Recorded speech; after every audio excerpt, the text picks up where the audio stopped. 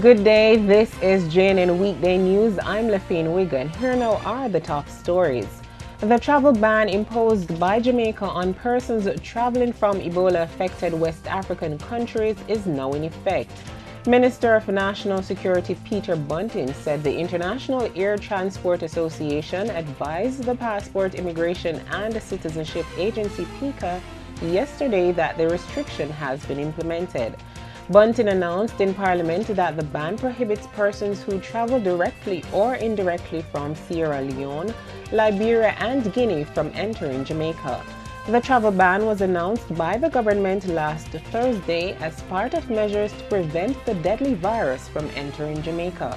The National Security Minister added that Jamaica has established a National Emergency Operations Center to coordinate the country's Ebola preparedness. Meanwhile, non-medical staff at public hospitals are reportedly getting training following concern that they were not being adequately sensitized as part of preparations for Ebola.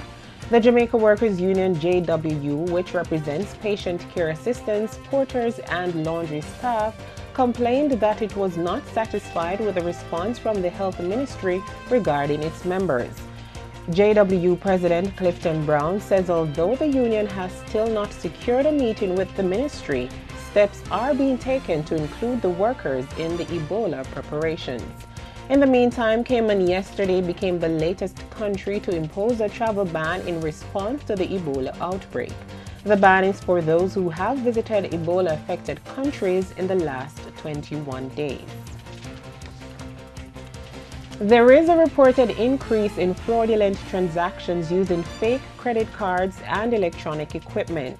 The Jamaica Gasoline Retailers Association JAGRA says that the sector has been hard hit by the activity.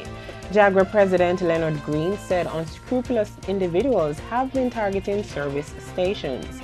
He said some of the activity involves staff members at the stores, but in other instances, customers are acting on their own. Mr. Green says the main source of the fraud is cloned credit cards, which are difficult to detect. In international news, Canadian police say a soldier standing guard at the National War Memorial has been shot by an unknown gunman. Ottawa police confirmed they received a call at 9:52 a.m. today with a report of shots fired, and witnesses reported seeing a gunman running toward Parliament Hill, which is under lockdown. Others on the hill told Canadian press they heard shots being fired in several different corridors. The top spokesman for Prime Minister Stephen Harper said the PM was safe and had left Parliament Hill. The incident comes just 2 days after 2 Canadian soldiers were run over and one of them killed in Quebec by a man with jihadist sympathies. News now in sports. The Board of Control for Cricket in India, BCCI, has decided to suspend all bilateral tours involving the West Indies in response to the Caribbean teams withdrawing from the latest India tour. India was expected to play 5 series against West Indies in the next 8 years, including 4 visits to the Caribbean. While a BCCI release made no specific mention of any claim for damages, the Indian board had earlier announced that it would initiate legal proceedings against the West Indies Cricket Board, WICB. The board statement also did not mention any action against West Indies players who participate in the lucrative Indian Premier League IPL. The WICB is scheduled to meet on Tuesday in Barbados to discuss the premature end to the tour.